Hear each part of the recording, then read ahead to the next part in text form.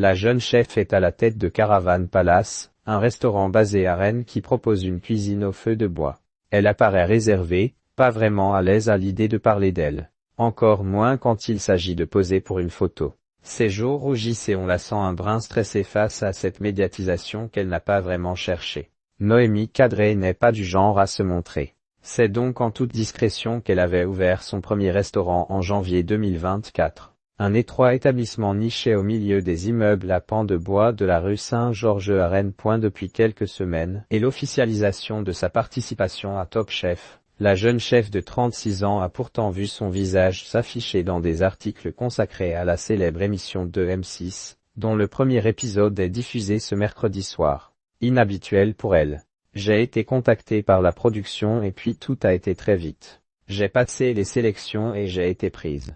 J'étais très surprise mais surtout très émue. Je me demandais ce qu'une petite nana comme moi allait faire là-bas, glisse-t-elle dans un sourire. Pour cette 16e saison de l'émission, la chef rennaise sera opposée à 13 autres candidats, dont seulement 2 femmes, toujours scrutées par un jury particulièrement prestigieux. Philippe Etchebest de retour après un an d'absence, Hélène Darroze, Stéphanie Lequelec, Paul Perret et Glenn Viel. D'un naturel réservé, Noémie Cadré a dû apprendre à cuisiner devant des caméras.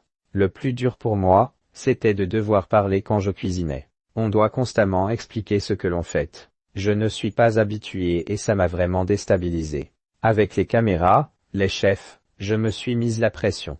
Parce que j'avais envie de bien faire, raconte la jeune femme en remettant son tablier violet. Elle qui regarde l'émission depuis des années semble appréhender de se voir à l'écran mercredi. Les candidats sont monstrueux. J'ai fait ce que j'avais à faire en assumant qui je suis. Je ne supporte pas l'idée de devoir standardiser.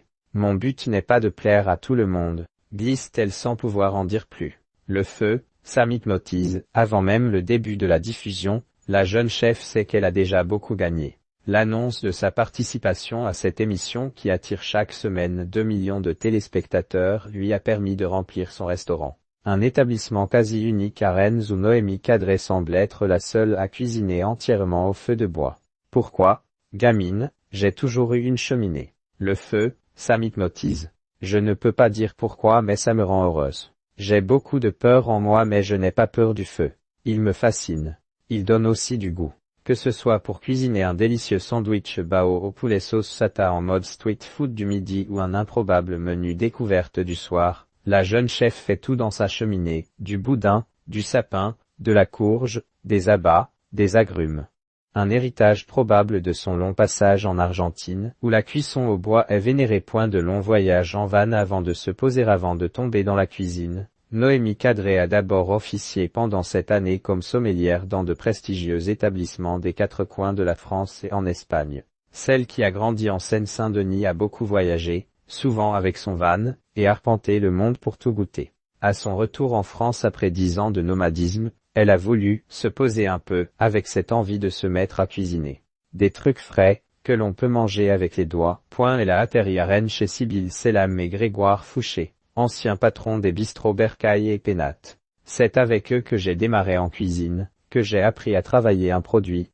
Le temps d'apprendre, de découvrir, de goûter, puis de se décider à ouvrir son établissement. D'un coup, tu te retrouves à tout faire toute seule, la cuisine, les travaux, la compta, créer un compte Insta. C'était difficile, car je n'étais sans doute pas assez accompagnée.